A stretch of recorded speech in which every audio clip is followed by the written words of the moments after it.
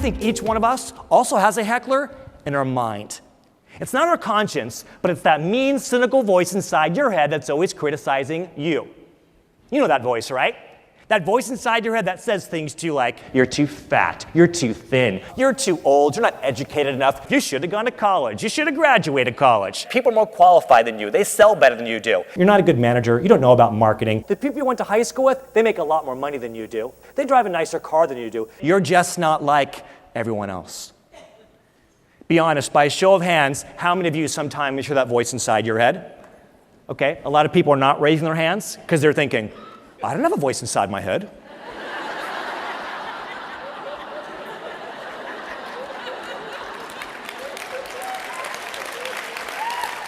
That's the voice.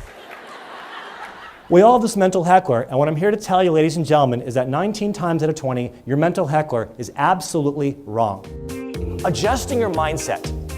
So what that means is, if we want to play to win, we need to think to win.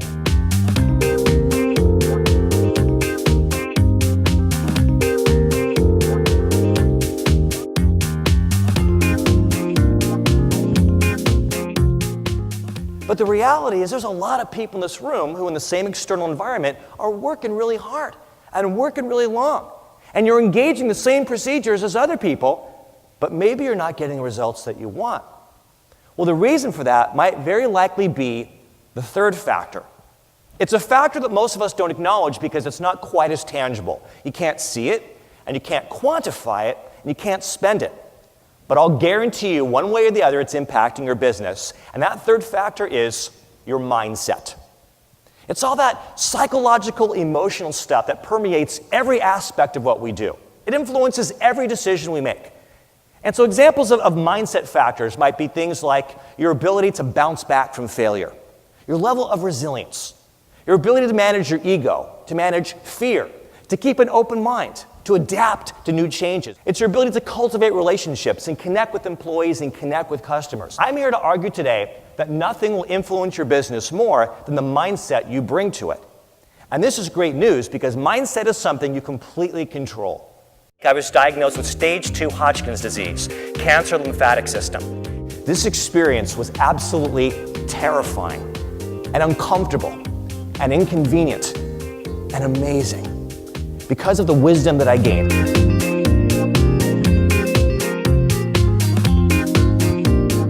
By a show of hands, how many of you in an argument love to prove that you're right? Tell the truth. How many of you argue to the death to prove that you're right? How many of you have been in an argument and you realized you're totally wrong, but you kept arguing as if you're right? I'm right. I'm right. I'm right. Okay, don't let go, Brian. All right. So here it is, two colleagues, two people who work together, who know each other, who love each other, respecting each other, each one of us insisting that we're right. And as long as each one of us maintains this position, what do we have left between us? Tension. It's totally counterproductive to the problem we're trying to solve, to the idea we're trying to come up with, and worst of all, to our relationship. Franchisor and franchisee going at it with different perspectives.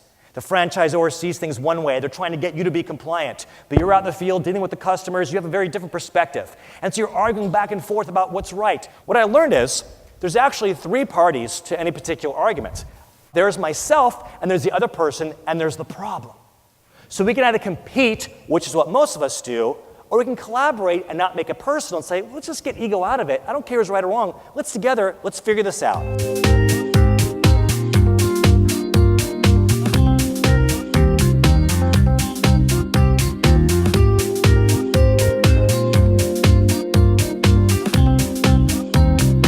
In your mind, I want you to think of a time when you pursued some really big goal and you failed. At some point in our lives, we learn that failure must be the worst possible thing that could happen to us. Failure is productive. It doesn't feel good. It's not what we want, but it doesn't mean it's not good and that it's not healthy. And think about this. What if failure was an acceptable option for you? How many more risks could you take?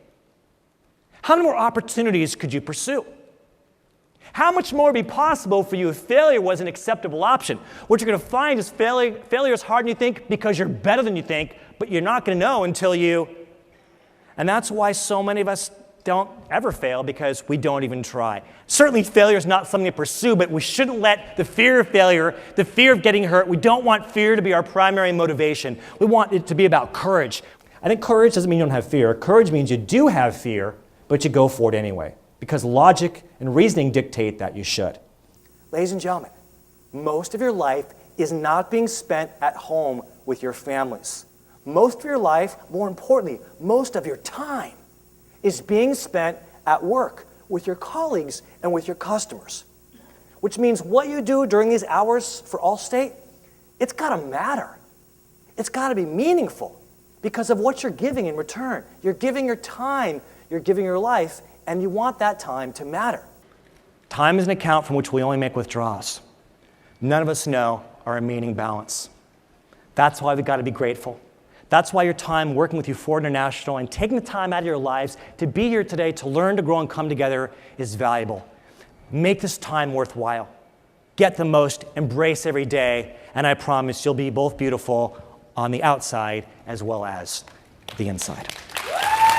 Thank you very much.